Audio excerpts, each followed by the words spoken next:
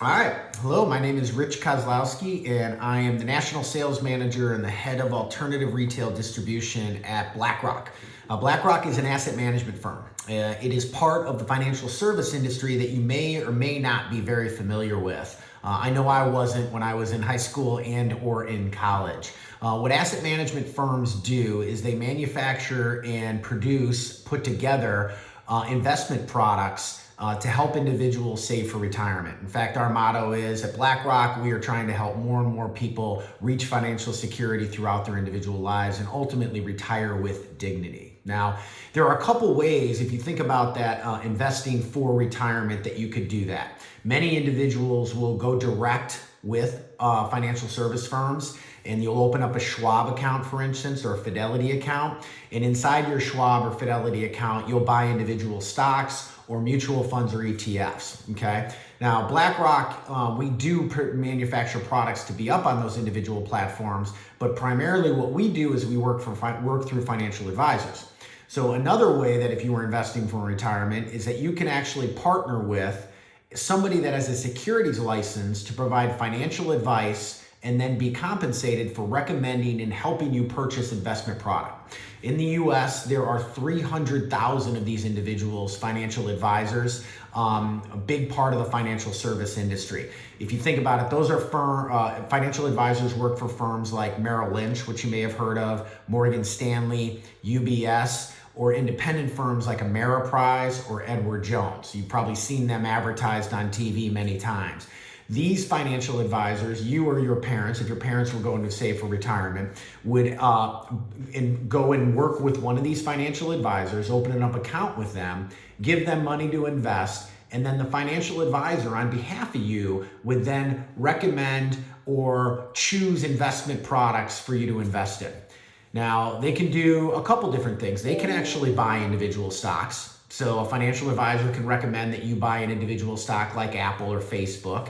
And in a lot of instances, they'll also recommend that you buy investment products. And individual stocks, as you can imagine, if you've invested before or you buy crypto or things of that nature, can be very volatile. So if you put all your money into an Apple stock, that stock can go up 10% in one day or down 10% in another day.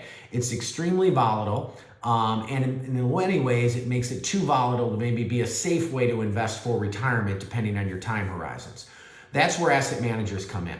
What asset managers do, like BlackRock, is that they actually manufacture products like mutual funds or ETFs, is two good examples. Mutual funds and ETFs are investment vehicles that take a basket of stocks or bonds and package them together to sell shares to investors. So in my original example, that if you bought one share of Apple, your investment goes up and down with that one one company. You could also buy one share of a technology ETF from BlackRock, and you would instantly invest that one share, that same dollar amount, in 150 different technology companies like Apple. And your investment would go up based on the weighting that you have in all 150 companies. So, and we literally manufacture at our asset management firm, we've got hundreds of different investment vehicles, mutual funds or ETFs that you can actually invest in. And I should mention, in the asset management industry, there are literally 8,000 different asset management companies that are putting together mutual funds. Or I should say there's 8,000 different mutual funds to invest in and probably countless more different ETFs. Now, the difference between ETFs and mutual funds, and I won't get into a long dissertation on this, ETFs are typically unmanaged baskets of products. So you may have heard on a day-to-day basis, hey, the market was up 5% or the market was down 3%.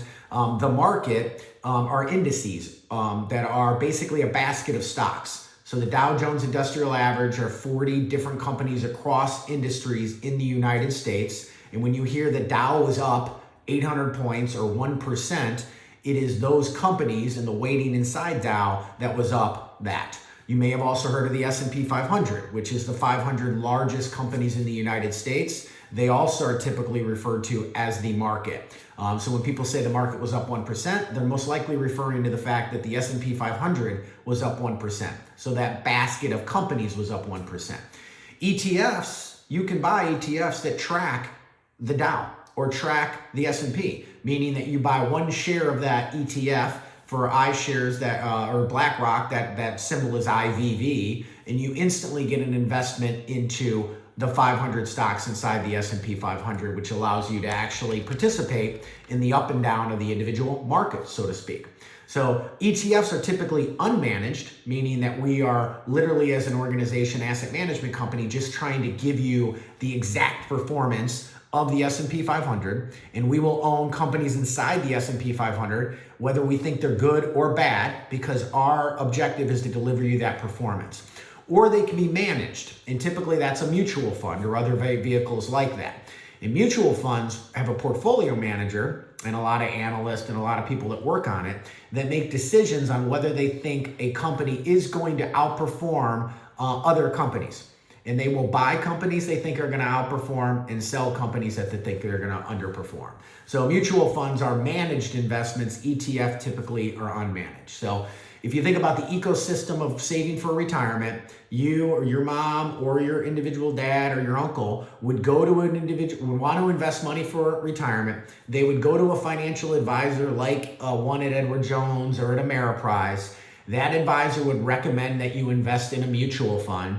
And it's our hope that the mutual fund that you look to invest in is at an asset management firm like BlackRock. Okay, BlackRock is the world's largest asset manager. It's interesting in the sense that you may have never heard of us. You might have heard of companies like Blackstone. I'm sure you've heard of companies like Fidelity or Vanguard.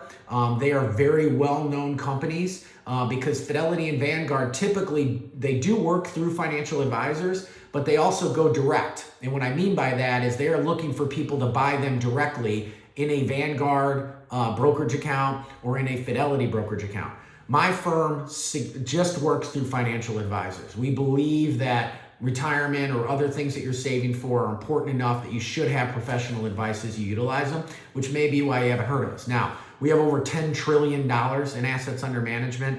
We've got 18,000 employees throughout the world. We not only invest for individual investors, but we also invest for institutions, endowments, sovereigns funds. We have more police, firefighters, teachers, funds that we invest for. If your parents are policemen or fire department or teachers or whatever firm they work at, and you were to ask them what investments they have in their 401k, there's a very good chance that you would see BlackRock as one of the options and very good chance that they're investing in it. Now, jobs that exist in the asset management firm, literally every type of job you can imagine. Now, I am very partial to sales. That's all I've ever done in my career. It's probably all I'm actually qualified to do.